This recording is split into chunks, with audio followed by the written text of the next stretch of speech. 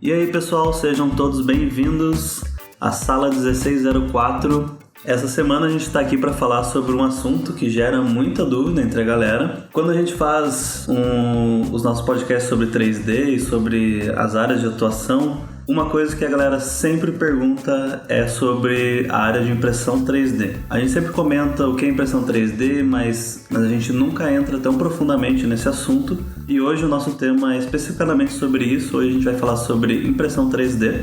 Eu sou o Murilo e eu tô aqui com a Thaís Peixe. Oi, oi. E com o Eduardo Fonseca. Olá pessoal, tudo bem? Tudo bem. E você? Eu tô bem.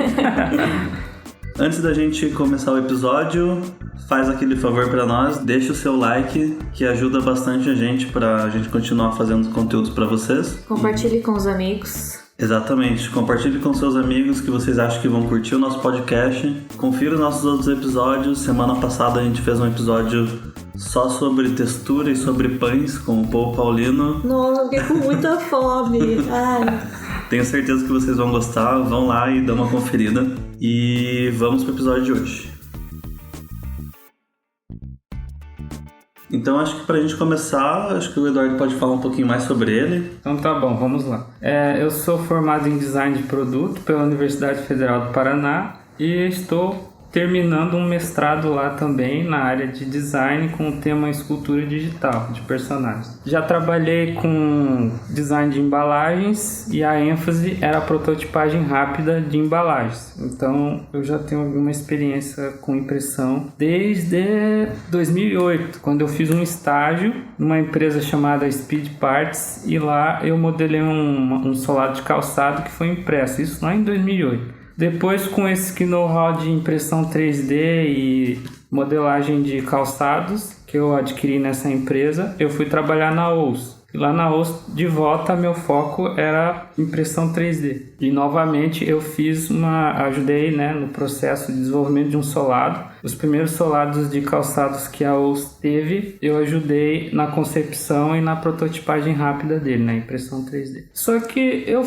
apesar de gostar de 3D, impressão 3D, eu queria deixar um pouco mais divertido, Então eu comecei a estudar um pouco sobre escultura de personagens, modelagem de personagens, isso lá por 2011. Passou o tempo, continuei meus estudos, fiz alguns workshops e cursos aqui na Revolution e hoje estou aí com a corda no pescoço para terminar meu mestrado. E por que você decidiu fazer o mestrado assim? Então, isso você tinha desejo? É uma polêmica aí que o pessoal que me conhece da área de 3D sempre pergunta. A minha ideia era o seguinte, teve duas coisas que me fizeram decidir fazer mestrado. A primeira delas é que quando eu estava trabalhando com design de embalagem eu já não estava mais satisfeito, porque eu já estava me vendo muito podado e assim, eu buscando muito conhecimento na área de 3D que eu não conseguia aplicar, e isso me deixava um pouco frustrado. Então eu pensei, foi tentar resolver dois problemas, de uma vez só. Ter tempo para estudar, ter um pouco de condição financeira, porque eu sou bolsista lá na Universidade Federal do Paraná. Então eu ia ter um pouquinho de dinheiro e tempo para eu continuar estudando, Além de me aprimorar. E eu tinha um desejo assim grande de dar aula de 3D dentro da universidade, E para você dar aula dentro de uma universidade, quanto mais qualificação acadêmica você tiver, melhor, Então, a princípio era por isso assim que eu quis seguir, me aprimorar também na academia, na universidade. Foi por esse motivo. Hoje em dia a minha cabeça já mudou um pouco, nem sei se eu quero dar aula lá na faculdade, universidade, mas no começo era assim, que eu precisava de tempo para estudar 3D, que é o que eu mais gosto de fazer hoje em dia, e também precisava de recursos financeiros para uma maneira, de ter recursos financeiros. Aí eu tive sorte, que deu certo lá e ganhei a bolsa. Então acho que vamos começar pelo básico e aquela pergunta que você deve ouvir demais, que é o que é impressão 3D, como que ela acontece, para que ela serve. Eu costumo explicar de uma maneira bem simples. Por exemplo, todo mundo conhece impressão, Você põe uma folhinha numa maquininha lá, pega uma imagem, um desenho, e imprime do computador na maquininha e sai a impressão. A impressão 3D é a mesma coisa, só que em mais uma dimensão, Não é só em duas. Então, você imprime algo em 3 dimensões, né? Usando 3 dimensões em vez de usar 2 dimensões apenas. São os mesmos princípios, né? Inclusive, assim, tem uma máquina que já está um pouco defasada, que é impressão 3D por pó, que ela tem as mesmas peças do cabeçote de uma impressora a tinta, né? E em vez dela pôr a tinta, ela passa uma cola numa camada de pó e vai fazendo assim. vai ou de cima para baixo ou de baixo para cima. Essa, se eu não me engano, é de cima para baixo. Mas enfim, são os mesmos princípios, né? Só que tem a questão do mesmo que você precisa sempre ter um arquivo 3D, né, para poder fazer uma impressão. Também observa os mesmos princípios. Você precisa ter uma imagem para poder fazer uma impressão de uma imagem.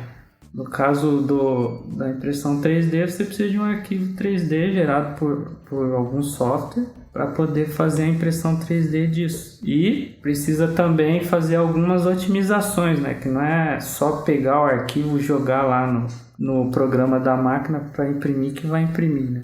E assim, Edu, quais são esses princípios de materiais e tecnologias da impressão? Então, as tecnologias de impressão 3D, elas sempre estão evoluindo, né? Então, daqui 1 mês ou 2 a gente já vai falar de uma tecnologia nova. Por exemplo, já está chovendo hambúrguer faz muito tempo. Estão imprimindo hoje em dia já em materiais como metal, cerâmica. Já li um artigo que já estão imprimindo turbinas de avião. Então, assim, isso está sempre evoluindo. Porém, a gente consegue classificar, né, quando a gente faz pesquisa em impressão 3D, a gente consegue classificar por tipos de materiais e por processos, né, de impressão.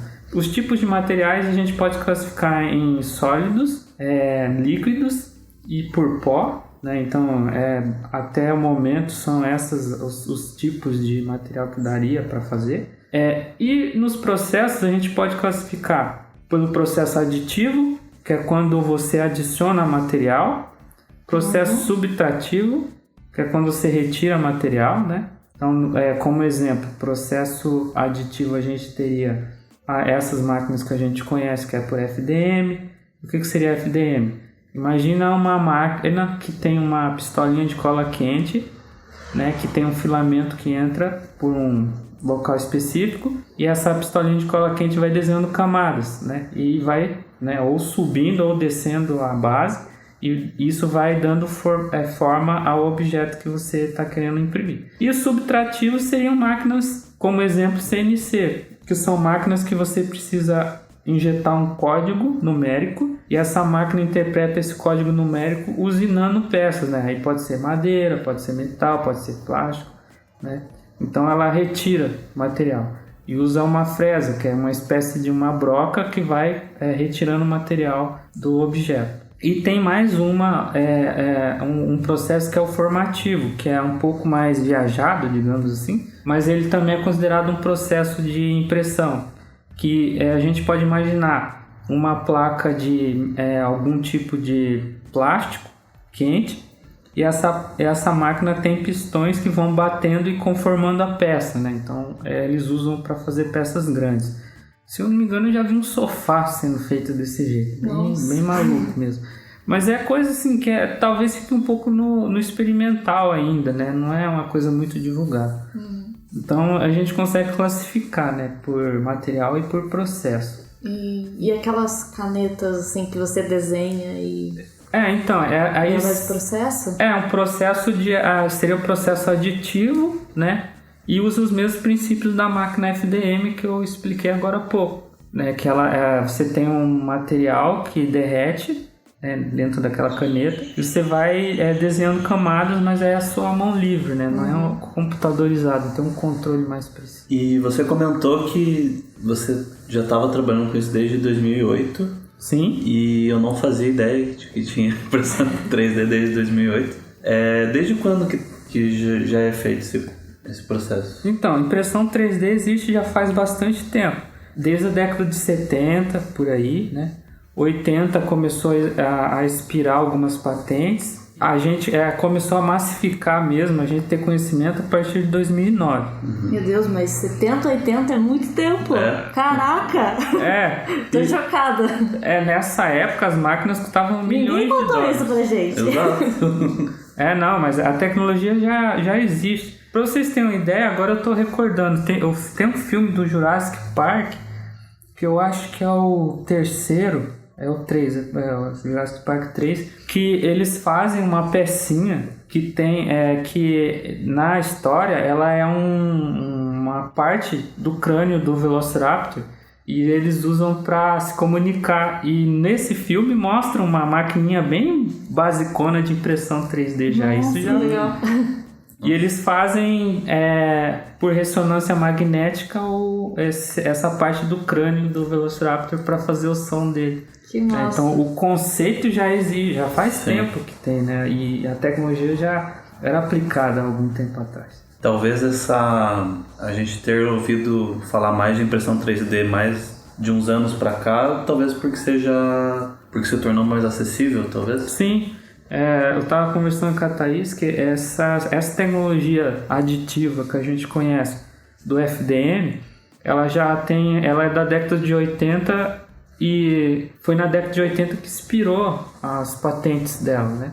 Pra vocês terem uma ideia. Então, quando um produto inspira a patente, qualquer pessoa pode utilizar a tecnologia, né? Aí foram lá nossos amigos chineses, que não são bobos nem nada, e começaram junto com o movimento Open Source também, né? Que foi em 2009, se não me falha a memória, começaram a criar essas máquinas usando os princípios das tecnologias que já não tinham mais patente. E aí, né, isso massificou para as pessoas, né? Porque hoje em dia você pode ter uma máquina, ainda não é tão acessível para a gente aqui brasileiros, mas lá fora tem máquinas de impressão por $182, menos que um videogame. Sim. Mas é isso que você falou, né? Que a gente tava conversando antes, que para ela ser open source, as pessoas começaram a mexer e foram implementando novas ferramentas e novas coisas, né? Utilidades, assim. Sim, é um mercado que se retroalimenta, né? De um lado você tem o pessoal open source, né? Fazendo melhorias nas patentes que já foram inspiradas, e de outro lado você tem um mercado corporativo criando novas tecnologias e tentando proteger por patente, né? Só que assim, essa patente chega uma hora que ela vai se expirar, e aí o pessoal vai lá, se apropria, né?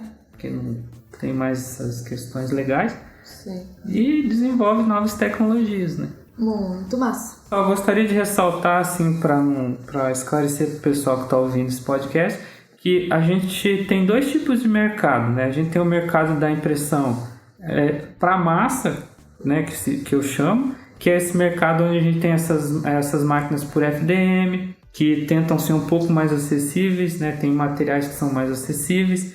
E a gente tem um outro mercado que são de tecnologias, assim, de máquinas que a gente não tem acesso, né? Que eles, por exemplo, eu já vi artigos se eu não me engano, no Nike ou Adidas, imprimindo tênis, né? Eu já fiz uma consultoria para a OUSA a respeito disso e ficava assim, inviável imprimir entressola, né? Entressola é essa parte que dá amortecimento no calçado. Então, uma vez eles me contrataram para eu poder viabilizar esse processo, né? E a gente chegou a constatar que era muito caro. A máquina ia custar R$1 milhão e eles iam fazer coisas que não iam ser viáveis para a produção deles, né? Então, mas tem essas tecnologias, né? Então é só para esclarecer, a gente está nesse outro mercado aí, o mercado de massa.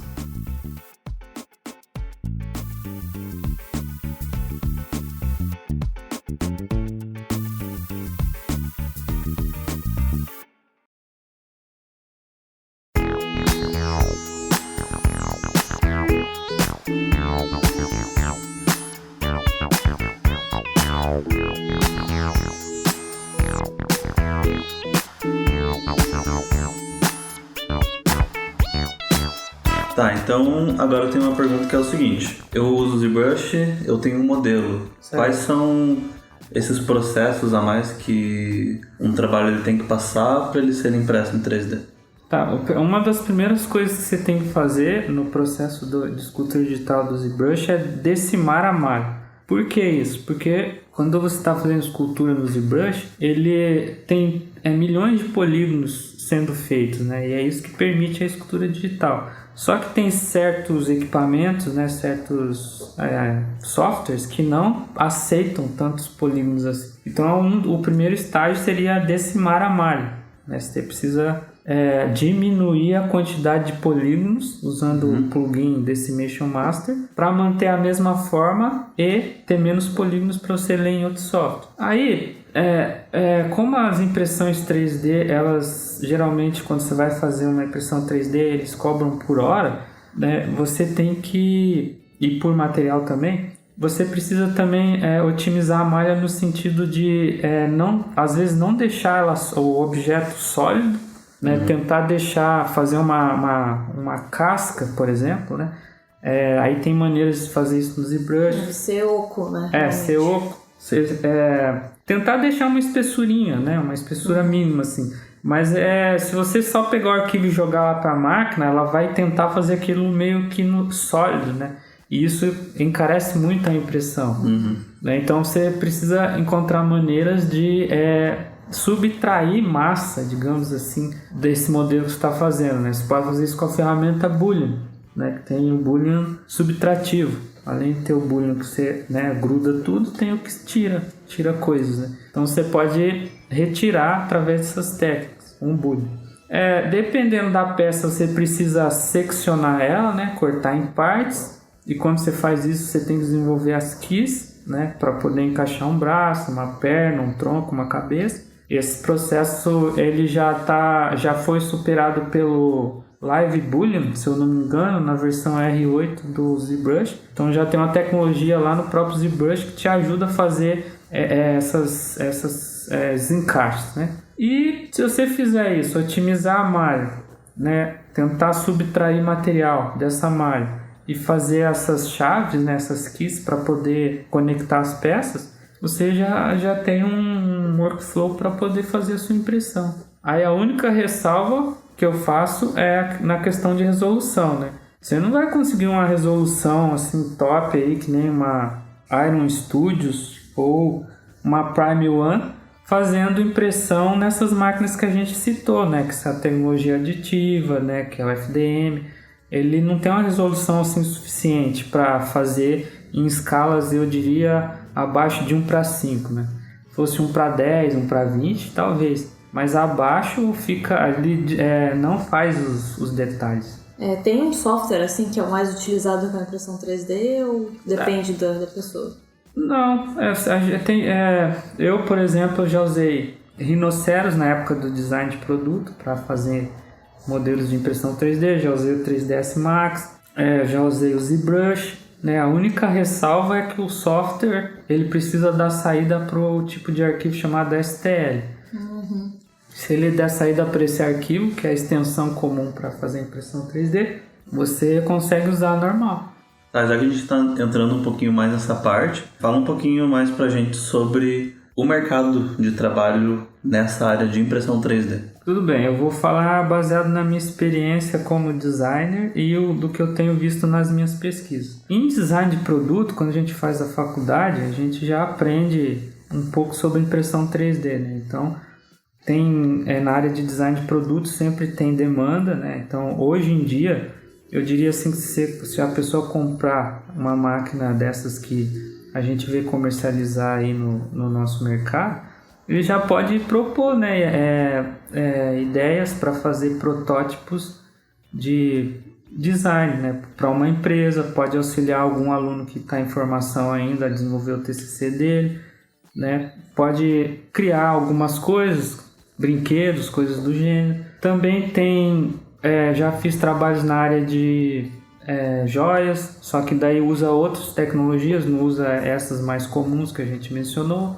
né? O mercado de joias tem carência de pessoas que entendem sobre modelagem 3D da joia, tem carência sobre pessoas que entendem de impressão 3D e de design da joia também, né? Então é um ramo assim, bem interessante para poder se dedicar.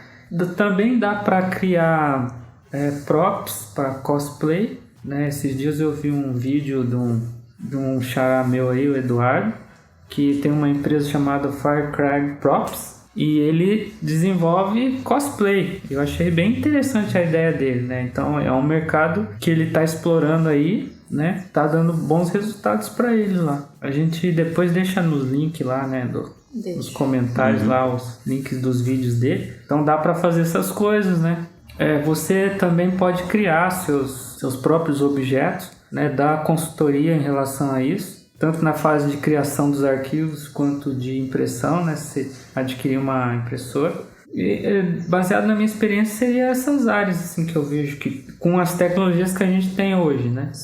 Assim, acessíveis pra gente, né? Lá fora eles fazem muitas miniaturas, que daí já envolve questão de jogo de tabuleiro, miniaturas para colecionar por impressão 3D. Só que aqui a gente não tem uma tecnologia acessível ainda. Essa pelo menos é a minha opinião, né? Para você sair criando suas miniaturas, seus monstrinhos e tal. Algum tempo atrás já vi também escultores assim, que tem mais foco na arte começar a criar esculturas usando a impressão 3D. Inclusive para eles assim, a impressão 3D é a escultura digital, né? Não é a escultura digital que a gente conhece com o ZBrush.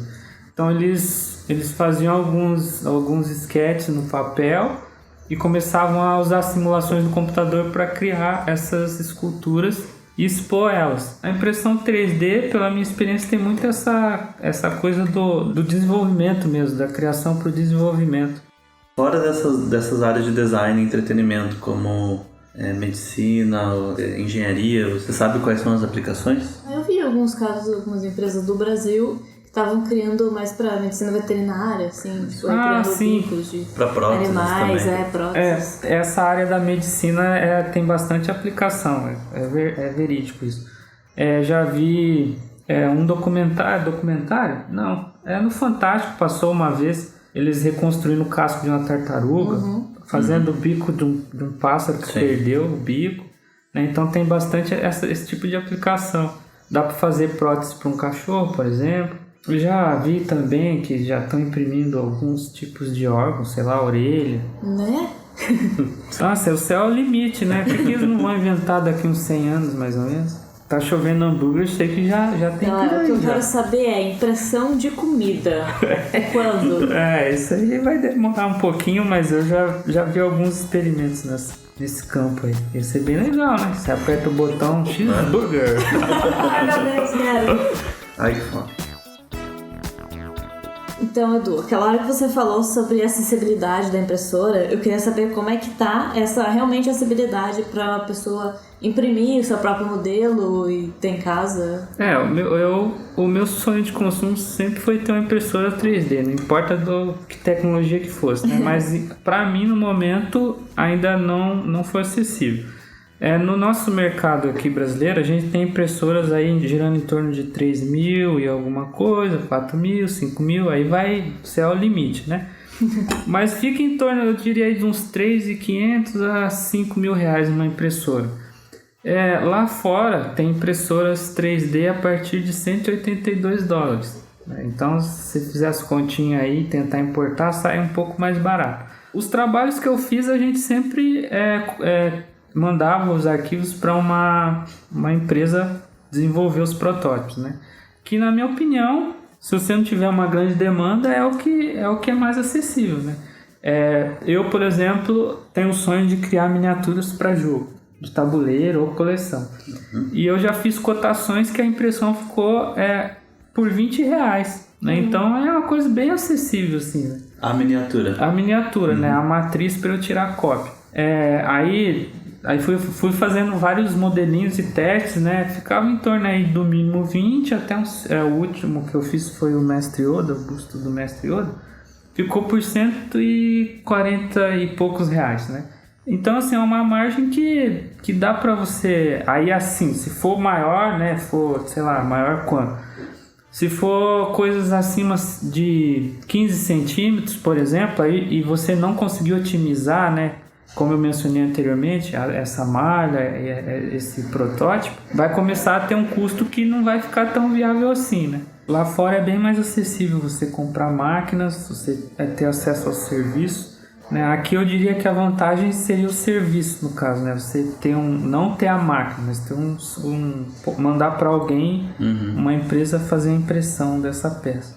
E outra coisa que, né, você estava falando é que se você quer uma série do seu protótipo, você faz através de molde, né? Aí você usa o quê? Um molde de silicone? Como que você pode usar o molde de silicone vulcanizado a temperatura normal, né? Vulcanizado tem que ser. Ele vai vulcanizar, ele sair do estado líquido dele lá de silicone e ficar sólido. Não é? Que tira de um vulcão? Não. Tem uns nomes meio esquisitos.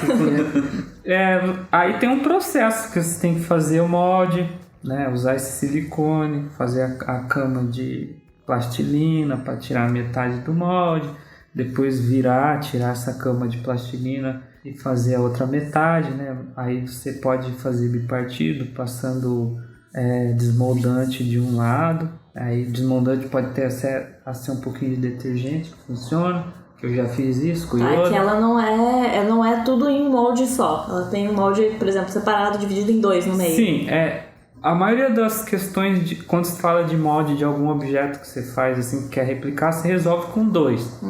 Bipartido que chama.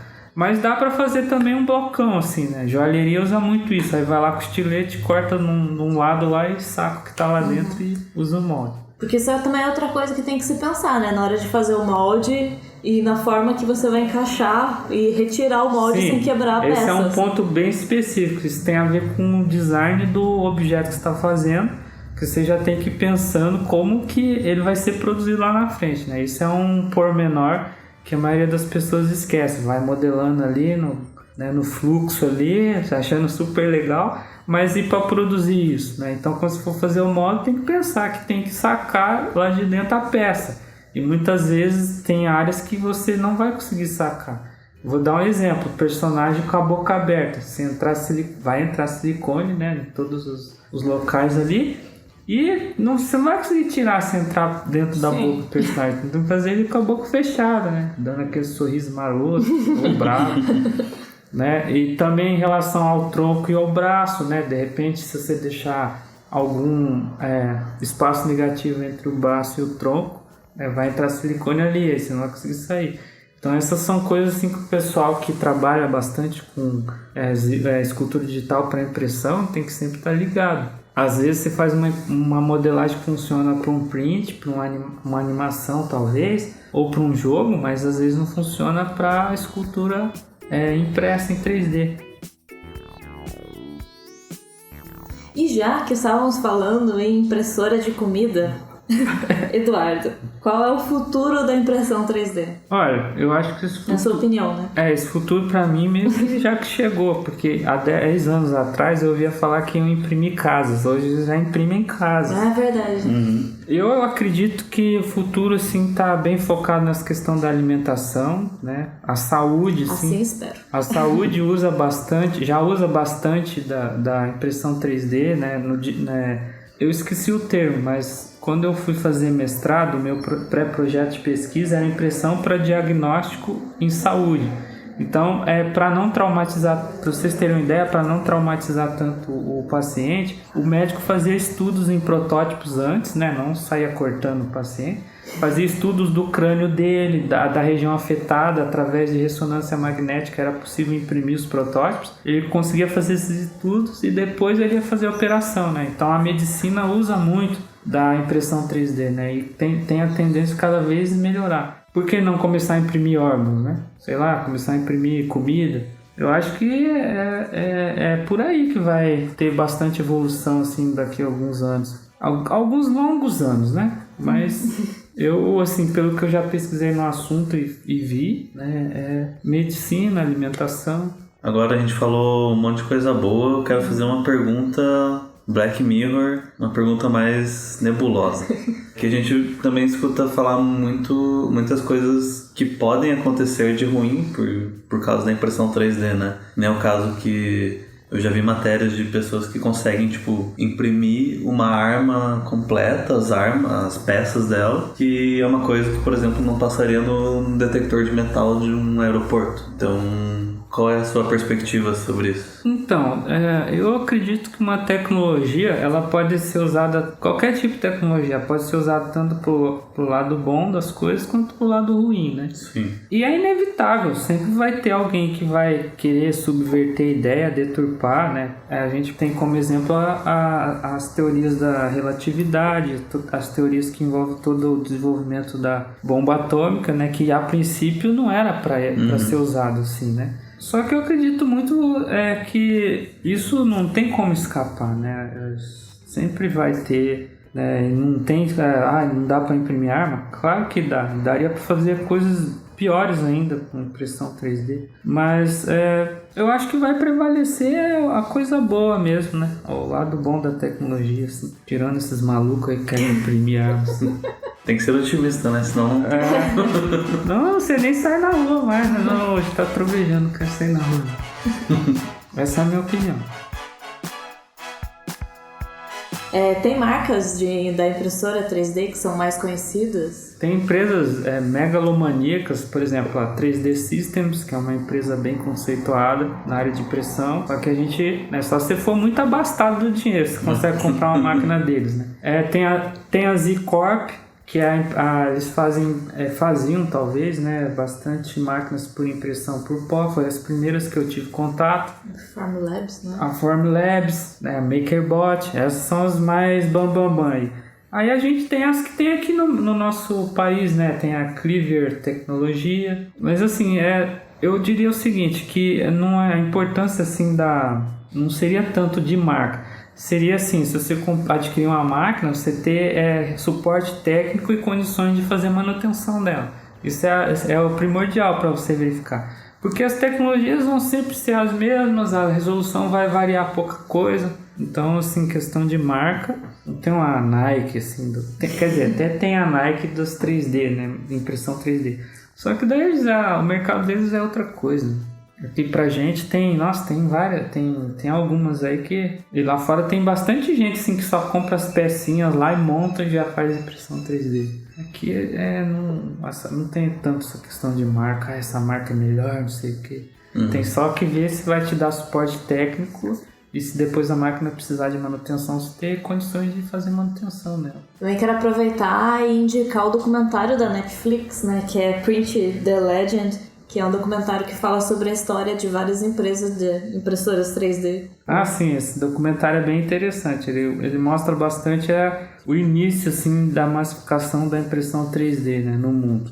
Começou lá com o dono da MakerBot e depois o cara da Formlabs. Eu não vou lembrar de nome, sou horrível para lembrar de nome. Mas se você assistindo o documentário, ele vai contar a história dessas duas empresas, né, que deram uma propulsão aí na questão da impressão 3D como conhecemos hoje.